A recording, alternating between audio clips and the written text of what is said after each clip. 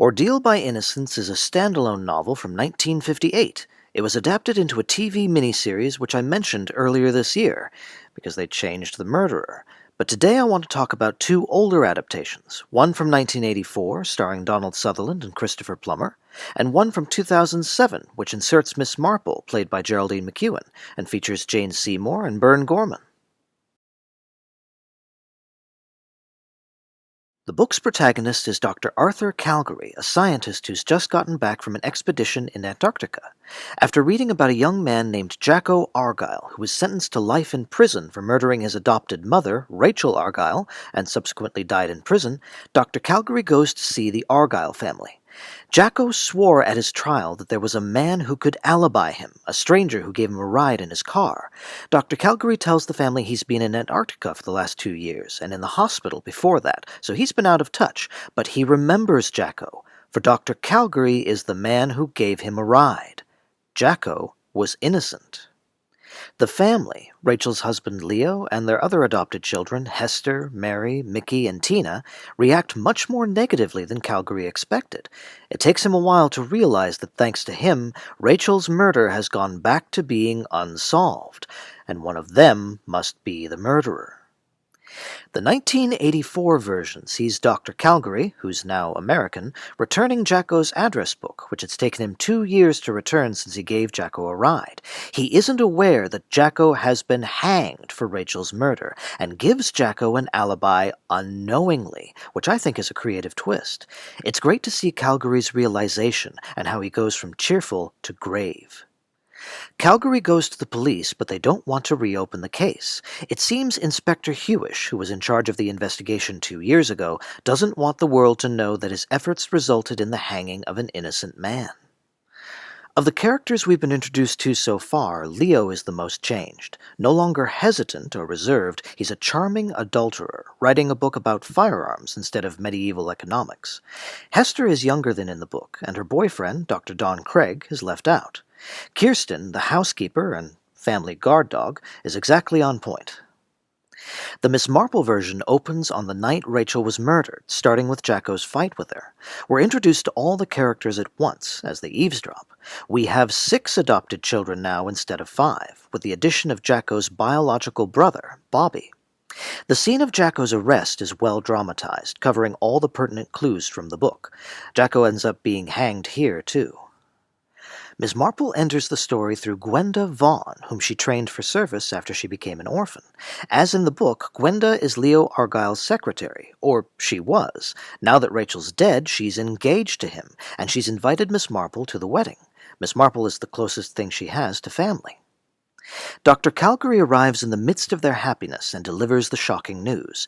Before he can figure out why the family isn't overjoyed that their brother was innocent, he's literally pushed out of the story, which I find hilarious, and Miss Marple takes over as the protagonist as she recites the quote by Kipling, spoken in the book. Nothing is settled. Nothing is ever settled until it is settled right. Kipling. Yes, quite so, it is. The pace in this film is just shy of too fast. We haven't really gotten a sense of most characters' personalities yet, though Kirsten, again, is spot on, and so is Leo, at least on the surface.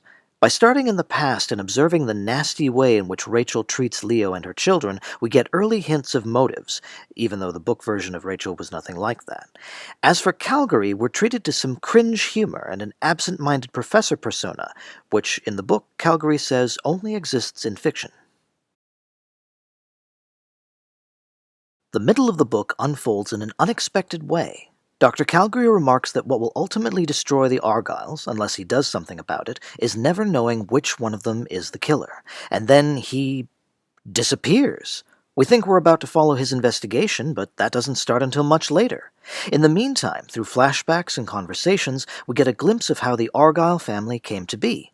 We learn about Rachel's tragically flawed character, her determination to have a family despite not being able to conceive children, and her inability to see the pain and suffering her husband and children have endured under her dominating personality. It's surprising to think that a crime story would be so compelling despite lacking an investigator to drive the story forward. I think what makes it work in this case is that the characters are fascinating. It's an ensemble piece combined with a comprehensive character study, although the perspective of that study eventually becomes that of Philip Durant, Mary's husband. Philip was once a pilot, but following a bout of polio, he's paralyzed and confined to a wheelchair. Unable to be active physically, he decides this murder case is an opportunity to exercise his intelligence instead. Despite not being a suspect, Philip is possibly the most interesting character of all. He could be investigating simply out of boredom, or maybe he wants Leo and Gwenda to be able to get married. I wouldn't call him a sympathetic character, especially as he sexually assaults Hester at one point, but he's certainly the most dynamic. Following the assault, Hester goes to Dr. Calgary, who finally becomes active in the investigation. Rather acutely, he seeks information on Jacko rather than the rest of the family, and finds that Jacko had a criminal record comprised mainly of scamming older women through charm and flattery. Jacko was not good at crime. For him, it often went wrong. One character says the idea of Jacko committing murder was surprising. Jacko was the sort of person to egg someone else onto murder, not to do it himself. Oh, and one other secret. After his arrest, it turned out Jacko was married. All at once, it comes out that Tina, thought to be in another town on the night of the murder, actually was at the house, though she's never told anyone. She confides to Mickey that she overheard a conversation that might have been the plotting of Rachel's murder, between a man and a woman. It might have been Leo and Gwenda, but she's not sure. Philip asks to meet with Tina and starts to write something, but when Tina arrives, Philip has been murdered, and whatever he was writing is gone. Minutes later, Tina collapses. She's been stabbed. Before looking at the films again, I want to highlight a connection between this book and the stage play The Unexpected Guest, which, at the time I'm writing this script, I'm currently directing. At one point, Hester's boyfriend Don begs her to tell him if she killed her mother. He promises he'll love her and help her if she did it, similar to the characters of Laura and Julian. In both cases, the men aren't really interested in helping the women. What they want is to restore their position of power. If a man kills someone, well, that's one thing. But a woman committing murder? That's only acceptable if the man can reestablish a position of superiority, like a protector or a physician treating a patient. I like that in the end, Hester dumps Dawn and chooses Dr. Calgary instead, after he helps her sort out her issues with Rachel, in the same way that Tina helps Mickey. Come to think of it, that's what I love about this story. In large part, it's about people helping each other heal. That's why the 1984 adaptation pisses me off. Inspector Hewish refuses to reopen the case. He says it's legally up to the family, which makes no sense, so it's Calgary investigating from beginning to end. The inspector turns up from time to time, being more and more of a dick for no reason, even after someone tries to run over Calgary in a car. If Hewish had more to lose, I might buy this, but as it is, it just seems like a cheap rehash of the police versus private investigator rivalry trope. Another thing that doesn't make sense is Mary's motive. Mary in the book has an obsessive, creepily possessive love of Philip. She's over the moon that he's paralyzed, making him dependent on her. In the film, she wants to leave Philip, but Rachel won't let her. So now that Rachel's dead, why is she still married to him? Philip, too, is an entirely different character, more interested in plants than in people. His function in the film is to tell Calgary that Tina was at the house the night of the murder. Tina, in the book, was a librarian and biracial. Here in the film, she's a mechanic, and she's white. At the end of the book, she and her adopted brother Mickey get together. We're not related by blood. Still frowned upon. But then what isn't these days, right? In the film, she and Mickey are already an item. I found it interesting and frustrating that Tina tells us Mickey's entire character arc from the book rather than Mickey figuring it out for himself, turning it all into exposition. There are several places where we're told something that's accurate to the book, but how the characters behave doesn't match up with it. For instance, Mickey says Philip must be enjoying seeing the family's doubts and suspicions rise to the surface. I haven't seen a single sign of doubts or suspicions, which is not good considering that's the whole premise of the original story. Calgary, too, says to Hewish that the Argylls will suffer knowing one of them must be a killer, but from what I've seen, I don't think they care. It's not interfering in their lives in the slightest. Leo and Gwenda even threaten Calgary's life if he doesn't quit. So why doesn't he? Well, with the film storyline shifted prematurely onto Jacko, it seems Calgary's main goal has become to prove him innocent. He might be pretending that he's doing it for the sake of the family, so they can move on with their lives, but really he's doing it so he can move on with his own.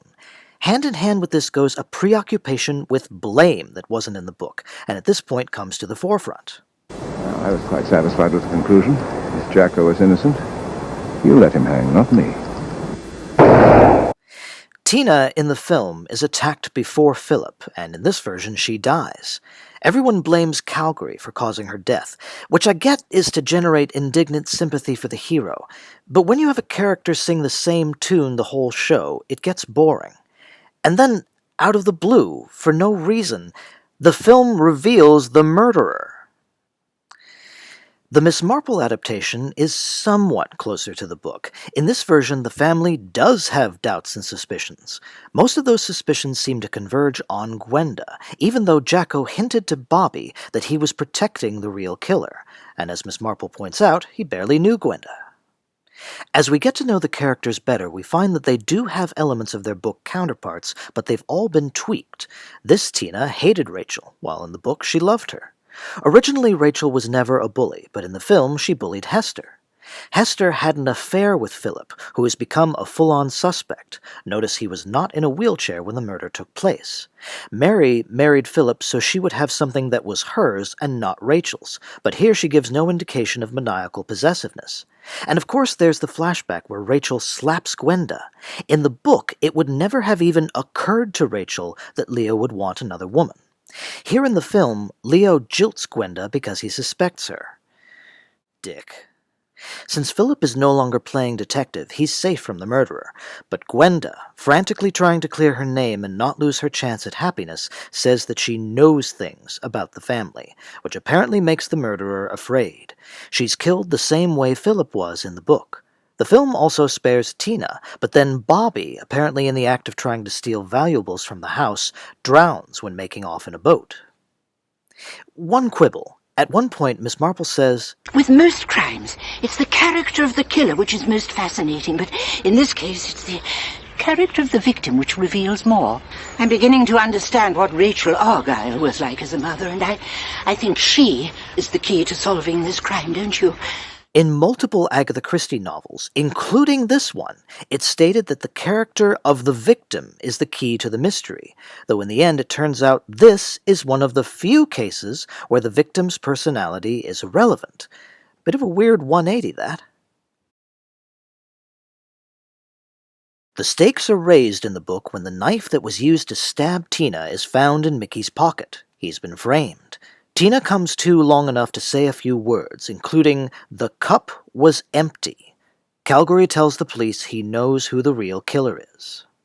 Jacko, it turns out, really did plan Rachel's murder, but he wasn't the one to carry it out. He seduced one more older woman, Kirsten.